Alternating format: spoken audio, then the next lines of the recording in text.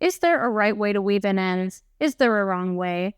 Let's talk about why both might work for you. So grab your tapestry needle and let's get started.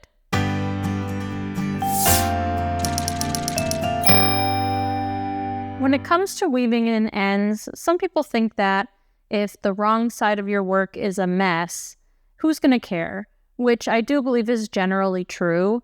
When it comes to anything artistic, I think do what works for you.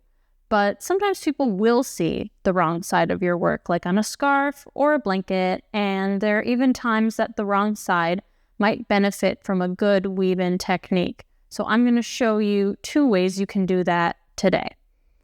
So first here, let's start with a rib method. If you have a rib, you can use this.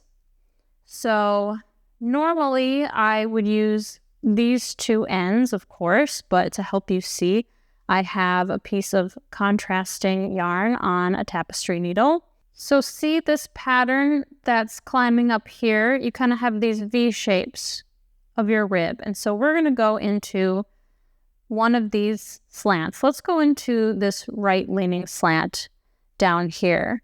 So what you do is you put your needle in from right to left, like this. And you can do a few of them at a time. All you do is twist your needle and bring it underneath the next one. So twist it to the right and then under through there, and then you can pull it through and you just keep climbing up like that.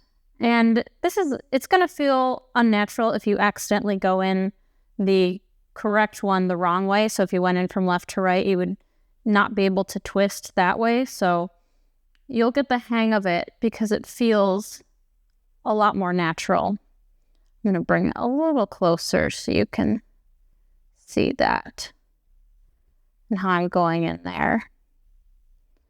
So one of the times that you might go rogue weaving in ends is when you're just starting to do the weave in. So if you were using this one, you can see that this row is a little bit of a mess, right? You can't really discern the pattern as well. So if you wanted to take a few stitches in to get to one of these more pleasing looking rows, you can do that. Just make sure that you turn your work and you wouldn't be able to see it from the front. So I like to go usually on a rib to the top and then turn around and then come back down. And I wouldn't go past the bottom because when you cut it, you'll have some fluff sticking out. So I would stop right about here. So I have another method to show you for stockinette stitch, or you can also use it on garter stitch. So you see these little bumps.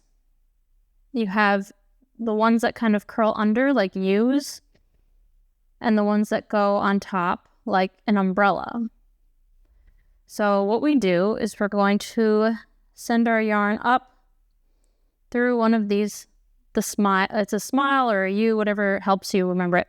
So you send your needle up through there. And again, this is a point where if you wanted to get your yarn over, you can go a little bit rogue. Okay, so we went up through the smile, and now we're going to trace around this umbrella. And so we go up and over it and down through the smile next to it, and then through the umbrella below that one. And then again, next to that, just over, you can see this little smile shape.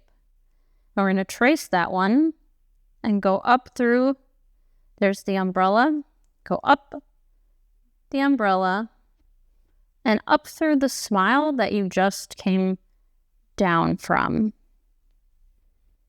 And then we just repeat that. So next to that, you'll see this umbrella again. And you trace it around to the smile right next to it. And then you go down through the umbrella that you came out of. like that. And again, smile, up through the umbrella, up through the smile that you just came out of. And the reason for choosing this is because it mimics, as you can see, the stitch that you have knit for your garment. And so not only does it stretch well, but from the front, it's going to help hide any trace of it. And some people hate weaving in ends, and instead of doing it all at the end, which if you're doing any kind of color work can be a big pain, but they will do it as they go, which is fine. But I don't typically recommend this, because if you have weaved in a bunch of ends and you realize you made a mistake and you have to go back and frog your work, you'll run into those weaved ends, and it can be a real pain trying to unravel it all. I know this from experience. So thanks so much for watching, and if you liked this video, please like and subscribe to my channel. I would really appreciate it.